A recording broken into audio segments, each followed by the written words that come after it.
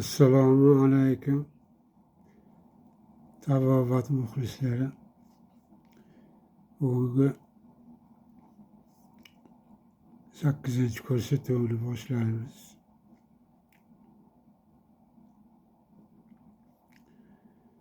O'tgan safar shamol to'g'risida, jigar to'g'risida gapirgandim.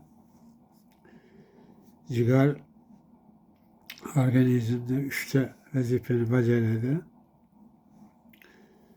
Birinchisi filtr dedim. Filtrlaydi qonni. Ikkinchisi in organlariga shamol bilan ta'minlaydi. Uchinchisi bilibrin degan rang paydo qiladi, ya'ni kislota.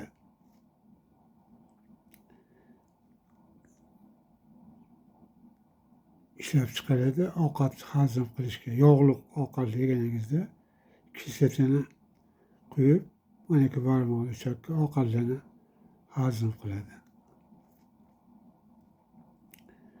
Jigarda yana ko'plab funksiyalari bor.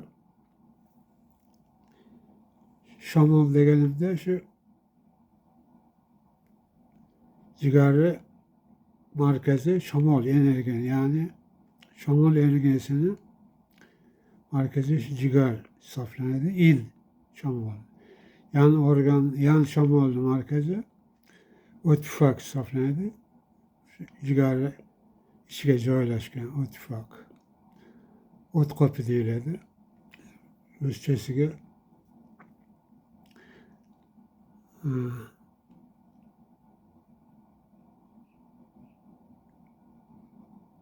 yo'lishni mishok deydi. Jigarni organizmga yana bitta funksiyasi foydali xolesterin ishlab chiqaradi. O'zi xolesterin badanda ikki xil bo'ladi. Foydaligi bor, keyin zararligi bor. Foydaligini jigar ishlab chiqaradi. Zararligini biz o'zimiz yegan ovqatimizni orqali paydo bo'ladi. Men o'tgan ko'rsatuvlarda aytdim, xolesterin 4 joyga to'planadi dedim. Qon tomirlarining ichiga, umurtqalarimiz orasiga, keyin yo'g'on ichak, ingichka ichakni devorlariga. O'sha yegan ovqatimiz kuchli yog'li, hayvon yog'lari, kuchli ovqatlar, qovurilgan ovqatlar, shularni hazm qilmaslik oqibatida kam harakatli nafasda to'planadi dedim. Davleniyani o'sishga ham sababchi bo'ladi dedim. O'sha shamolni tam o'sha bitta vazifasi o'sha foydali xolesterin. Bu foydali xolesterinning vazifasi organizmdagi qonni suyultirishga, qonimiz doim suyuq holatda bo'lishiga, quyilib qolmasligiga, keyin trombalar paydo bo'lganda shularni eritishga, yegan ovqatimizni, o'sha qonga o'tgan ovqatimizni kalbus deyiladi. Qonga o'tgan holatdagisini o'shani to'sishda, hazm bo'lishga yordam beradi. Uni ham normasi bor.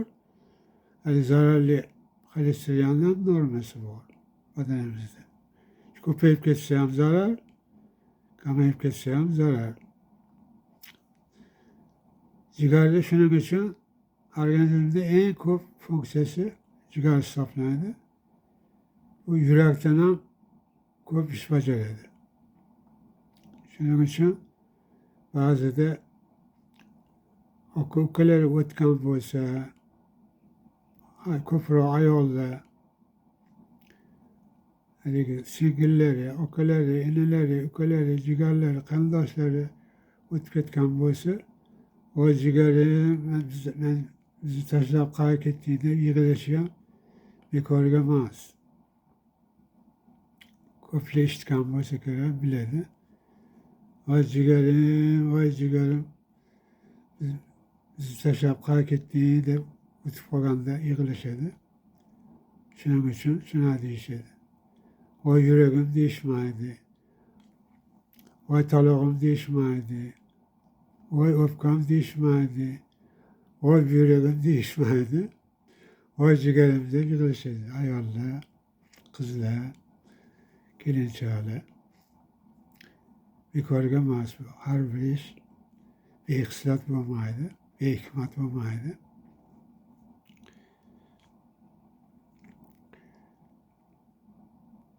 Yilda ikkinchi bu energiya, bu issiqlik energiyasi. Issiqlik energiyasini bu yurakda, in organlarga yurak tarqatadi. Yurakning vazifasi qon bilan bütün organizmimizni hammasini ta'minlash. 6 in organni, badanlarimizni, jamiki bosh miyadan tortib oyog'imizgacha, hamma hujayralarimizgacha qon bilan ta'minlashga xizmat qiladi. Qanaqa xizmat qiladi? Bu qonni, o'zi qon tomiri 3 xil bo'ladi. Arteriya qon tomiri, bu yurakdan butun badanga tarqaydigan qon, eng yo'g'on qon tomiri hisoblanadi. Keyin vena qon tomiri badanning hammasiga tarqab, yana qaytib yurakka keladigan vena qon tomiri deyiladi. U ingichkaroq bo'ladi. Keyin kapillyar qon tomirlari bo'ladi. Kapillyar deganda nihoyatda mayda hujayralarni ta'minlaydigan qon tomirlari. Qo'lingizni qayerida kessangiz qon chiqadi-ku ozgina. Ana shular hammasi hujayra, kapillyar qon tomirlari bilan ta'minlaydi. Shu hammasini qonni haydab berish hisobiga xuddi nasos singari. Nasos kamerga ulab turib bossangiz, havo haydab kameraga shiradi singari. Suv nasosda suvni haydab chochgani singari qonni yurak haydab beradi. Doim gup buk qilib turadi. Gup degani qonni haydagani, buk degani qon qaytib keldi. Yurakda 4 ta kamera bor. 2 ta kameradan haydaydi arteriya ulangan qon tomiri. 2 ta kameraga vena qon tomiri ulangan. Bu qaytib kelgan qonlar 2 ta kameraga kiradi. 4 ta kamerasi bor. Shu 4 ta kamerada 4 ta klapan bo'ladi. 4 ta klapan arteriyanikiga chiqazib yuboradi. Qaytib kirishga yo'l qo'ymaydi. Bir tomonga ishlaydi. Chiqishga ishlaydi, ichkariga qo'ymaydi qon. Klapan. Vena qon tomirlariga ichkariga kiradigan tomonga ishlaydi klapan. Tashqariga chiqishga yo'l qo'ymaydi. 4 ta klapan. 2 ta katta klapan, 2 ta kichkina klapan.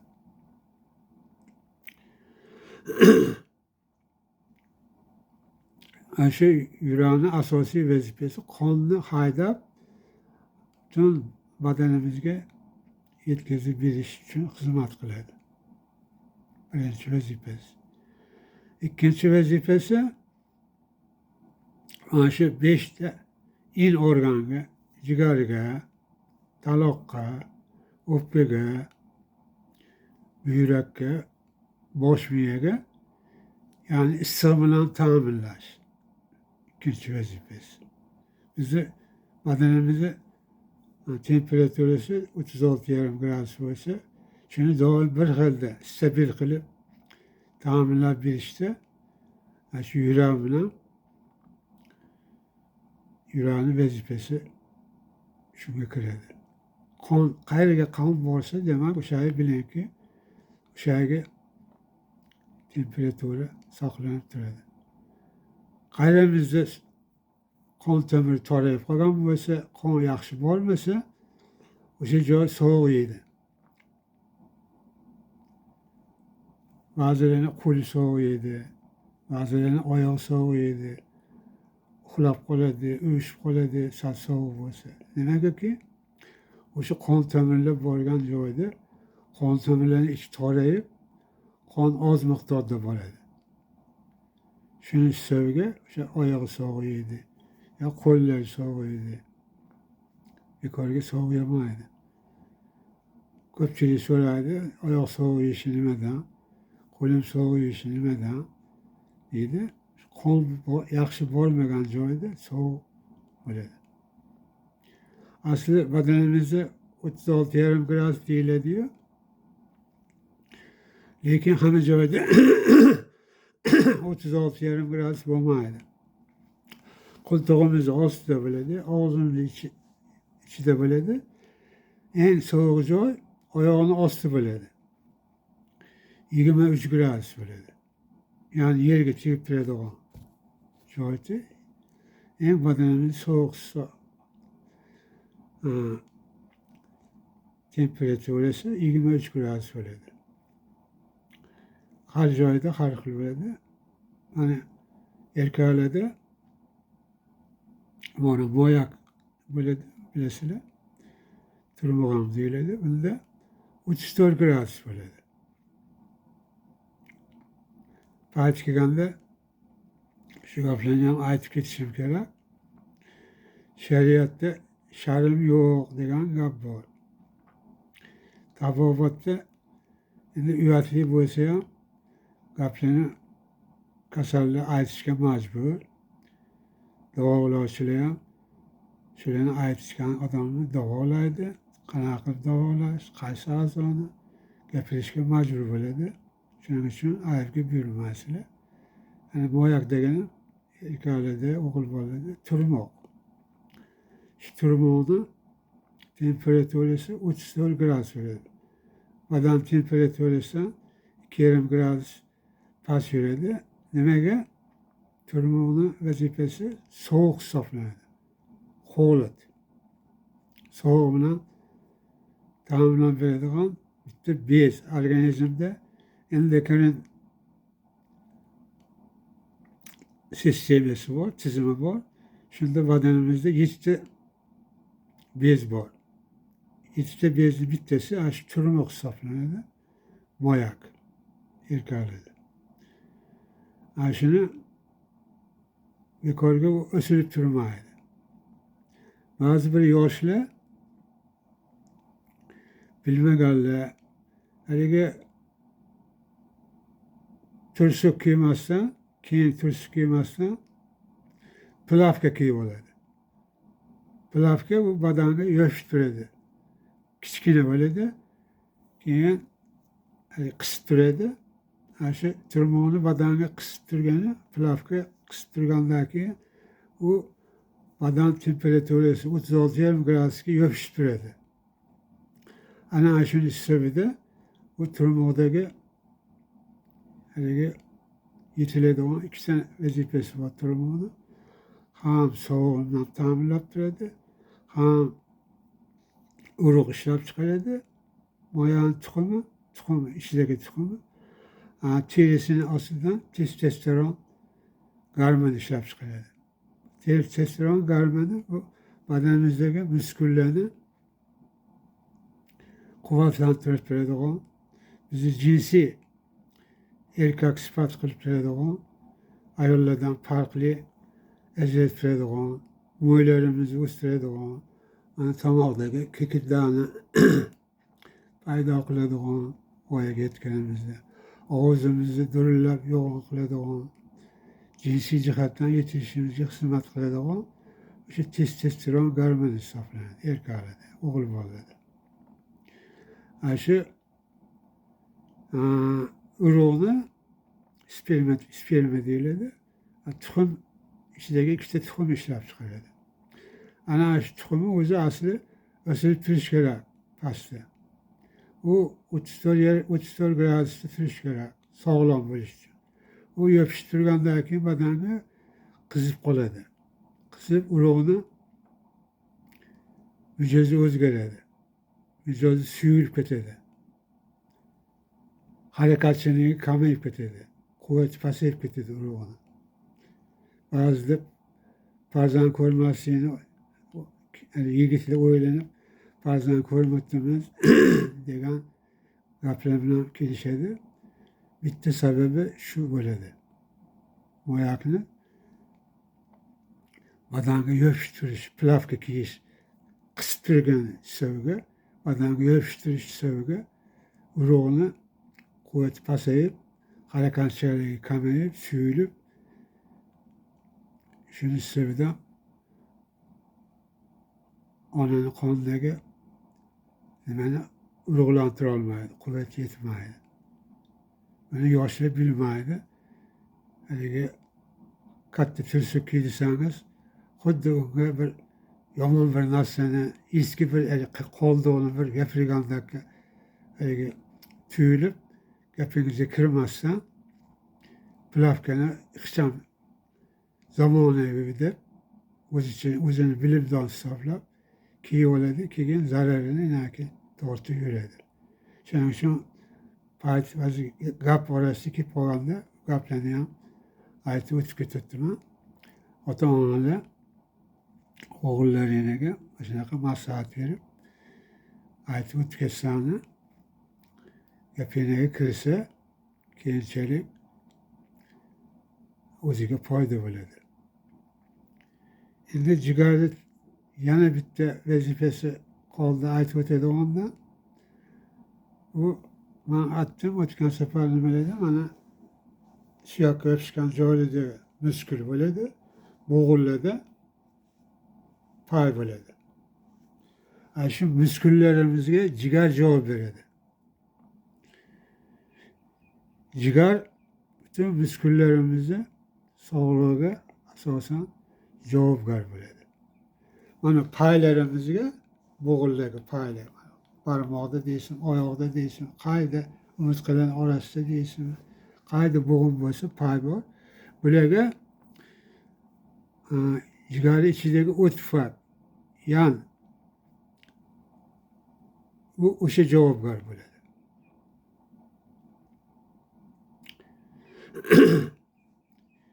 Asosiy vazifasidan bittasi jigarni shu. Endi mana bu yurakni ikkinchi vazifasi mana aytdim, qonni haydash, qon bilan ta'minlash, in organlarga issiq bilan ta'minlash. Issiq deganim qon qayga borsa o'sha issiq o'shaga yaxshi bo'lish ta'minlashi. Qon asosan sog'lom odamda 5 litrdan 6 litrgacha bo'ladi. Vazifasi, qonning vazifasi transportyor, tashuvchi. Issiqni tashuvchi, yegan ovqatlarimiz tarkibidagi qaymisini butun hujayralarimizga, badanlarimizga tashiydi. Issiqni tashiydi. Transport vazifasi hisoblanadi. Qon tomirlarimizga ham ana shu yurak javob beradi. Asosiy vazifasi shu. Yurakni o'zi 3 ta qismdan iborat. Yurakni ko'rgansizlar, mana molda, qo'yda, so'ylaganda bilinadi. Tashqi parda hisoblanadi. Mana shu yurak bo'lsa, tashqi parda, terimiz xuddi parda desa, buni perikard deydi. Buni endi ichida mana ichki tomonda ham parda bor. Buni endokard deydi. Mana terini ostida muskuli bor yurakni. Muskulini miokard deydi. Perikard, endokard, ichidagi muskulini miokard deydi. 3 ta qismdan iborat yurak. Endi yurakni tashqari tomonida tomirlar bor edi. Arteriya bor, qon tomiri bor. Bu nimaga tashqi tomonda yurakni qon tomiri bor? Shu yurakni o'zini quvvat bilan ta'minlab turish uchun, yaxshi ishlash uchun, kuchli ishlash uchun tashqaridan qon hujayralarga, yurakni muskullariga qon bilan ta'minlab turadi. İçidagi qondan u yurak o'zini o'zi ta'minlamaydi. Faqat tashqaridan borgan qon tomir orqali, xuddi mana qo'limdagi tomirlarni singari mana shu yurakka ham qon tomir o'rab borgan, shu ta'minlab turadi. Perikardni ichidagi muskullarni. Endokardni ichidagi paddani, ichidagi yurakni ichidagi qondan o'zi olaveradi. Mana shu yurakni tashqarisidagi qon tomirlarni ichi torayib qolgan bo'lsa, yurakka qon yaxshi kelmasa, yurak ham yaxshi kuchli ishlolmaydi. Gup, gup, gup, gup qilib urolmaydi. Gup, gup, gup qilib kuchi yo'q. Quvvati qolmaydi muskulda. Charchagan muskul. Kislorod yetib kelmayotgan, ozuqalar yetib kelmayotgan, vitaminlar yetib kelmayotgan. Shuning sababiga yurak gup, duk, buk, duk, buk qilib urolmaydi. Duk, buk, duk, buk, duk, buk qilib kuchsiz uradi. Buning sababiga nima bo'ladi? Davleniyamiz tushib ketadi. Davleniyasi tushib ketibdi, quvvat yo'q ekan, o'sha aylanib, undan tirsib, o'sha aylanar ekan, ko'zi tinar ekan, yotgisi kelaverar ekan, deyiladi-ku ba'zi kelinchaklarni, ba'zi katta odamlarni, ba'zi kampirlarni. Ana shu yurakni quvvatsizligidan kelib chiqadigan kasallik hisoblanadi. Qon kelmagandan keyin yaxshi, issiq yaxshi kelmaydi, kislorod yaxshi kelmaydi, ozuqalar, vitaminlar, yegan ovqatimiz quvvatlari, minerallar yaxshi kelmaydi. Shuning sababi yurakni muskullari kuchsizlanib qoladi. Bitta sababi shu. Kamqonlik bo'lishi mumkin, qonni o'zi kamayib ketishi mumkin, tomirlarni ichi torayib qolgandan bo'lishi mumkin. Yoki yurakni muskuli, boya o'tgan safar aytdim, qorni chiqqanda, qorni semirganda, keyin qon tomirlarni ichi to'lib qolganda, haligi davleni ko'tarish sababini aytdim-ku, 3 ta sabab bo'ldi. Qorni chiqishi, qon tomirlarni ichi torayib qolishi sababiga yurak tez urishni boshlaydi. Qon yurakni ichidagi xaltasiga kiraman deyaveradi, yurak tez uradi, tez urganda davleni ko'tariladi. Aytdim, 3 ta sabab bo'ldi. O'sha sababdan bittasi yurakni kuchsizlanishi, o'sha tez uraverib, oxiri charchaydi yurak. Muskullar charchab qoladi. Siz masalan doim yugura olmaysiz-ku. Bir maromda sekin yurasiz. Bir yugursangiz, uzoqqa yarim soat yugurishingiz mumkin, 1 soat yugurishingiz mumkin. Böyle 2 soat juda kuchli bo'lsangiz, böyle 3 soat, 5 soat yugurasiz. 24 soat yugura olmaysiz. 10 soat yugura olmaysiz. Marafoncha qilib ham, tez yugurib ham. Yurak majbur bo'ladi, charchaydi. Ana shu charchaganda bir kun bori deydi, to'xtab qoladi. Ana shuni o'zini infarkt deyiladi. Infarkt degani shu yurakni muskulini quvvati qolmasdan charchab, to'xtab, duk buk o'rniga duk tushib qoladi. qonni haydolmay qoladi. Badanimizga qon bormay qoladi. Ana shuni infarkt deyiladi. Ko'rasizmi? O'zidan o'zi infarkt bo'lmaydi. O'zidan o'zi insult bo'lmaydi odam. Sababi bor. Sababi og'izdan kiradi.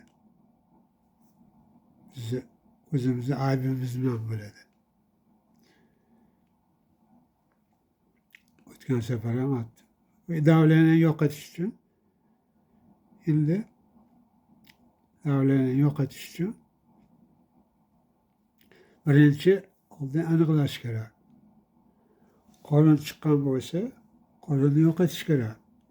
Qorinni yo'qotmagan uchun ko'krak diafragmni ko'tarib qo'ygandan keyin u o'pka xotirjam nafas ola olmaydi. 100% nafas ola olmaydi. Nafas ola olmagandan keyin sizga havo yetishmaydi. Yurak kuchli hayda olmagandan qon ta'minlolmaydi. Qon bilan yaxshi ta'minlolmagandan keyin badanda issiq bo'lmaydi. Yegan ovqatlaringiz quvvati yaxshi yetib bormaydi. Ba'zi odamlar qoningiz bor ekan desangiz, bu qorin emas. Hech nima emas-ku deydi. Qoningizni agar bor yo'qligini tekshirib ko'rmoqchi bo'lsangiz, erkakligi norma belgilangan. Haligi egiluvchan metr bor. Chevalishgan egiluvchan. Haligi plyonkadan qilingan. Xudo o'lchab ko'rasiz. 92 erkakligi 92 santimetr belgilangan. 92dan oshgandan keyin o'sha semizlik birinchi bosqichi, ikkinchi bosqichi, uchinchi bosqich deydi. Har 10 santimetr o'tdimi 92dan 1 metrgacha bo'lsa birinchi bosqich semizlik, 1.10gacha bo'lsa ikkinchi bosqich semizlik, 1.12, 14, 15ga borsa uchinchi bosqich semizlik hisoblanadi. O'zingizni tekshirib ko'ring. Semizligingiz agar yo'q deydigan bo'lsangiz. Ayollarda ularga 82 norma belgilangan. Ko'kragi mana shu. Qornini o'lchash narsani 82dan o'tgandan keyin ularda semizlik hisoblanadi. Birinchi davleni yo'qotish uchun qorindan bo'libdimi? Yo qon tomirlari ichi torayib qoldimi? Xolesterin bilan yoki qoningiz quyilib ketganmi? Buni oldin aniqlashingiz kerak. 3ta sababini aytdim men. Qorin chiqishi davleniya sababi, qon tomir kasalliklarining belgisi bu davleniya. Birinchi sababi qorinning chiqishi, ikkinchi sababi qon tomirlarining ichi torayib qonni yurish yo'li kamayib ketishi, uchinchisi qonni o'zini quyilib qolishi. Ya'ni yurish qiyin. Yurakka nagriz keladi. Suyuqlik normada bo'lsa, bemalol ishlayveradi gupillab. Qon quyilgandan keyin qaydash qiyin bo'lib qoladi. Nagrizga keladi. Bizda ham tez ishlashga majbur bo'lib, davleniya tan ko'tariladi. Mana shu 3ta sababdan bittasini aniqlab, keyin keyin oldini olishga harakat qilish kerak. Qorindan bo'lsa, qorinni yo'qotish kerak. Qon quyuq bo'lsa, qonni suyultirish kerak. Qon tomirlari ichi torayib qolgan bo'lsa, qon tomirlarini ichini ochish kerak. Mana shu uchalasini ham inson o'zi qilishi mumkin. Men keyin buni qanaqa qilib qilish kerakligini o'rgataman. Bunga dori ichish shart emas. Kola olish shart emas. Bannisada yotish shart emas. Giyohlarni ichish shart emas. Mana shu o'zingiz harakatingiz bilan qilsa bo'ladi. Mayli o'zi aytib o'tkazay desam, men so'z yo'qqa vaqt qolmaydi. So'z yo'qdan ham hozir 10 minut gapirib o'tkazaman. Endi mana 2 ikkisini gapirdim.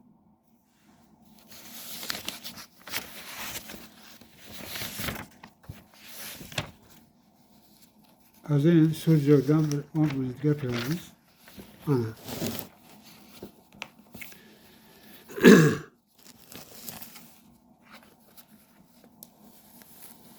Ana. Mana uni attım mana. Mana ko'rdi uni. Mana ikkita barmog'i. Ikkita barmoq.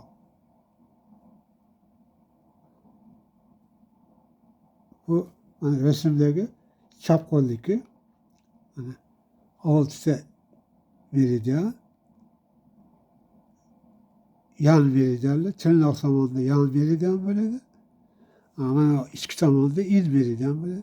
Mana shu 6 meridianni mana badanda yurgan yo'llari mana. Shunda yuradi mana aylanib.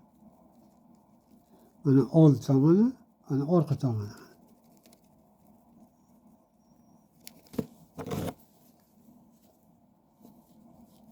Mana old tomoni, in tomon, mana yan tomon mana.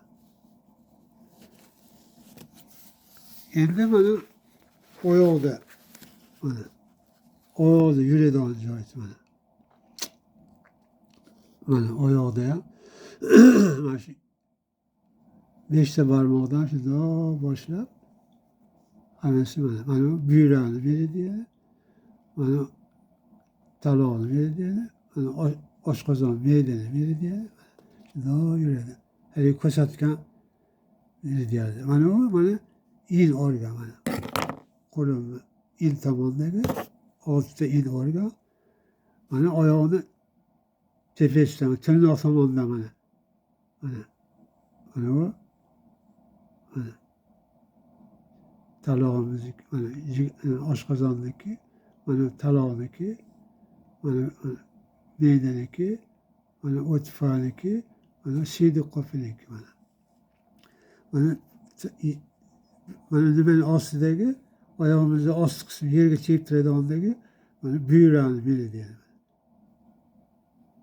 O'shaning uchun buyrakni meridiani pastda bo'lgani uchun oyog'imizni pasti doim 23 gradus bo'lib yuradi. Eng badanimizni issiq ichimizdagi organ jigar hisoblanadi. 42 gradus bo'ladi. Eng sovuq joy mana shu oyoqning osti bo'ladi. 23 gradus. Hamma joyda temperatura har xil bo'ladi. Mana endi in organ.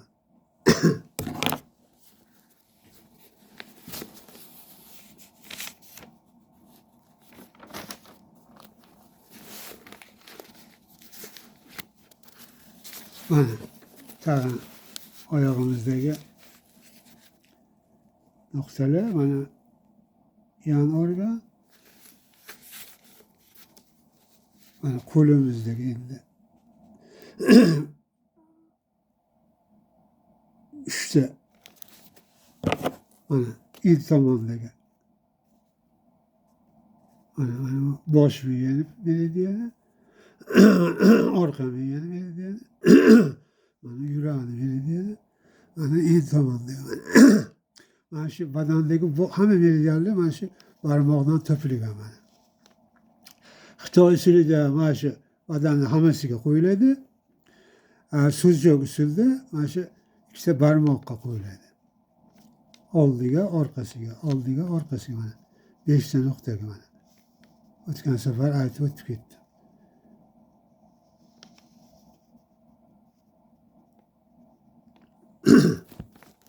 Xitoy usuli bilan suzjokning farqida shunda bo'ladi. Mana shu ikkita barmoqqa qo'yiladi, mana shu barmoqqa qo'yiladi, oldiga yo orqasiga. O'ng qo'liga, chap orqasiga. Kasallik qanaqa kasalga qarab qo'yiladi. Bu yinini har kim ham qo'yavermaydi. Ben sizlarga o'rgatyapman, tushuntiryapman.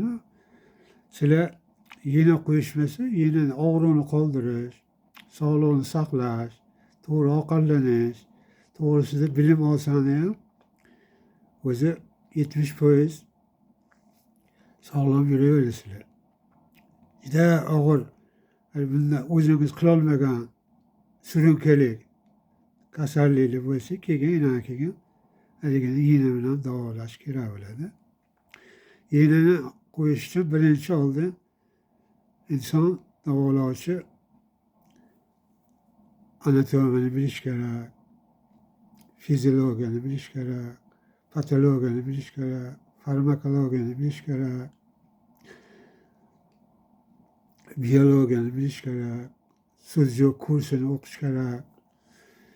Keyin tajriba o'tkazish kerak, tajriba qilish kerak. Keyin iğne qo'ysa, keyin foyda qiladi. Shunaqa odamlar sertifikat beradi o'zini alohida, ekzamen oladi, o'qitadi, o'rgatadi, tajriba qildirib. Shundan keyin iğne qo'ysa, qo'yadigan bo'ladi. Hamma buni qo'yolmaydi. Lekin men sizlarga iğneden tashqari o'rgatsam, mana shuni bilsangiz ham yarim tabib bo'lib qolasizlar. O'zini ko'p bemalol 70% kasallikni davolasa, oldini olsa, sog'lom yurish uchun qilsa bo'ladigan sohalarni men sizlarga aytib beraman, tushuntirib beraman, ko'rsatib beraman. Amal qilsangiz, Xudo xohlasa 4 yilni sog' yuraverasizlar.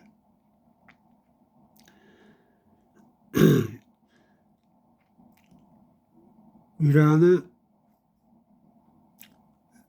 ba'zida quvvati pasayib ketsa, yurakni o'zini quvvati qolmaydi, kamayib ketadi, kuchsizlanib qoladi. Yurakni kuchaytirish uchun achchiq yeyish kerak. Achchiq issiqlik hisoblanadi. Ozgina ovqatingizga, salatingizga ozgina achchig'idan qo'shib yesangiz, masalan, achchiq qalampir bor, atom bor, qora murch bor. Mana shu uchalasidan ozgina darrov haligi yo'g'irmasdan sal diptatar qilib, kim yuragi kuchsiz bo'lsa, yuragingiz kuchsiz degan bo'lsa, davolovchilar shuni kuchaytirish uchun ozgina yeyish kerak. Issiqlik hisoblanadi achchiq. Qonni qizdiradi, suyultiradi, yurakni kuchaytiradi, badanga issiqlik yuboradi. Achchiq yeganingizda terlaydi-ku odam. O'sha bekorga emas, achchiq yeganda achchiq issiqlik hisoblanadi. O'tgan safar ham aytdim, nordon. U shamol mijoz. Achchiq, issiq mijoz. Yuragi kuchsiz odamlar yurakni, qo'y yuragi bor, mol yuragi bor, echkini yuragi bor, tovuqlarning yuragi bor, g'oz, o'tlarning yuragi bor. Ana shuni suvda qaynatib, yo sho'rvaga solib, haligini o'zini molniki, jigarniki, echkiniki bo'lsa, tuyanikimi, otnikimi haligi qaynab pishirgandan keyin shashlikni go'shtiga boshqab to'rg'am qilib, bitta idishga solib, tepasidan ozgina yog' ko'maydigan qilib yog' qo'yib, haligini xalidagi qo'yib qo'ysa, bir oygacha ham aynimay turadi. Haligini ovqatlanib bo'lganingizdan keyin, ovqatdan keyin jigari kuchsiz odam jigardan, yuragi kuchsiz odam yurakdan, buyragi kuchsiz bo'lsa, nimaga bo'lib buyragini kuchsiz odamlar bo'lib bir haftada 2 martadan qonini tozalatadi-ku. Shularning buyragi kuchsiz bo'ladi. O'sha buyragi kuchsiz odam buyrak, talog'i kuchsiz odam taloq, o'pka kuchsiz odam bo'lsa, o'pka ham kuchsizlanib ketib qoladi. O'pkani suvda qaynatib, kesib, idishga solib, yog' quyib, xalidagi qo'yib qo'yib, har kuni ertalab 4 dona, 5 donadan choy ichib bo'lgandan keyin ovqat yegan bo'lsa ovqatdan keyin oxirida yeyish kerak. Non qo'shmasdan yeyish kerak, o'zini yeyish kerak. Haligini yeb yursa, haligi jigar kuchsiz bo'lsa jigari kuchayadi, yuragi kuchsiz bo'lsa yuragi kuchayadi, talog'i kuchsiz bo'lsa talog'i kuchayadi, o'pkasi kuchsiz bo'lsa o'pkasi kuchayadi, o'pka yeganda, buyragi kuchsiz bo'lsa buyragi esa buyragi kuchayadi. Bu taom bilan davolash deyiladi buni. Haligi aytganim ziravor bilan. Endi taom bilan. Endi ana sabzavot bilan davolanadigan bo'lsa, sabzavotlardan yeşil rangdagilarni aytdim, nordon ta'mdagilarni aytdim. Bular jigarni kuchaytiradi. Hali qizil rangdagi, mana qizil rangda nima bor mana? Gilos bor qizil rangda. Qizil rangda nima bor? Mana shalg'am bor, issiqlik u ham. Jigar, xurmo bor, u ham issiqlik. Qizil rangda piyozlar bor. Qizil rangda, mana lutfun rangidagi qizil piyoz sotadi. Haligi jigarrang piyoz emas. Haligi gulsabtar rangidagi piyozlar bo'ladi. Mana sizlarga men o'zim yeyman, shu piyozdan shuni ko'rsataman mana. Mana shular issiq olov rang bo'ladi. Nihoyatda kuchli bo'ladi shular. Mana shundan to'rg'ab haligi patiljon, pomidordan issiqlik u ham to'rg'ab keyin haligi bolgarskini qizili bo'ladi. U ham issiqlik. Haligi zangori shamol mijoz bo'ladi. Jigar rangi nam mijoz bo'ladi. Qizil rangi issiq mijoz bo'ladi. 3 xil mijoz bo'ladi bolgarsk. Shundan ikkilasidan salat qilib, shakarop qilib yesangiz, shu ham yurakni kuchaytiradi. Taom bilan davolash. Qo'y yog'i ham aytdim, issiq mijoz bo'ladi. Qo'y yog'ini ham qaynatib, sho'rvada o'sha oshda solib, qo'y go'shtini ham yesangiz issiqlik. Echkini go'shti shamol mijoz bo'ladi, jigarni kuchaytiradi. Qo'y go'shti yurakni kuchaytiradi. Yuragi kuchsiz odamlar yesa, u ham foyda qiladi. Faqat uni eng ovqatdan oxirida yeyish kerak. 1 to'rg'am bo'ladi, 2 to'rg'ammi, 3 to'rg'ammi hazmi og'ir bo'ladi go'shtlarni. Oshqozonda 4 soat, 5 soat turadi u. Ovqat bilan birga o'tib ketsa, orqa avratdan tushib ketadi, sizga foyda qilmaydi. Shuning uchun go'shtni eng oxiri yeyish kerak. To'g'ri ovqatlanish deganda sababi shunda bo'ladi. Non bilan yesangiz shashini, ovqatni shakarop bilan yesangiz, shu non bilan shakarop bilan birga 1 soat, 2 soatda tushib ketadi, badaningizga yuqmaydi bu go'sht. Orqa avratingizdan hojatxonaga tushib ketadi. Go'shtni doim bilib oling. Eng oxiri go'shtdan keyin hech nima yemaslik kerak. Oshqozonda 4 soat, 5 soat turadi u. Hazmi og'ir hisoblanadi. O'shanda yana sizga badaningizga yuqadi u. Oshqozon rosa ishqalaydi.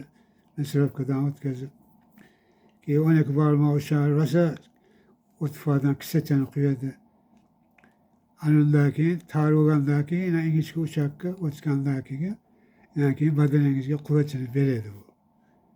Masalan, non bilan yesangiz, shakarop bilan yesangiz, salat bilan yesangiz, ovqat bilan oshga qo'shib yesangiz, osh bilan birga 2 soat, 3 soatda tushib ketadi, badaningizga go'sht quvvat yuqmaydi, foyda qilmaydi. Men shashlik yeysizmi har kuni, somsa yeysizmi, noto'g'ri yesangiz, aralashtirib yesangiz, badaningizga yuqmaydi. Achiydi, sasiydi, gaz paydo qiladi, badaningizga yuqmasdan orqa avratdan tushib ketadi. Shuning uchun go'shtlarni doim eslani, doim aytaman, eng oxiri, hazmi og'ir ovqat. Go'sht. Tarkibi 70% oqsildan iborat. Oqsil mana shu muskullarimizni quvvatli qilishiga paydo bo'lishiga, kuchli bo'lishiga xizmat qiladi oqsil. Shuning uchun o'sha oxirgini bugungi yetarli bo'ldi. 45 minut o'tdi. Salomat bo'linglar.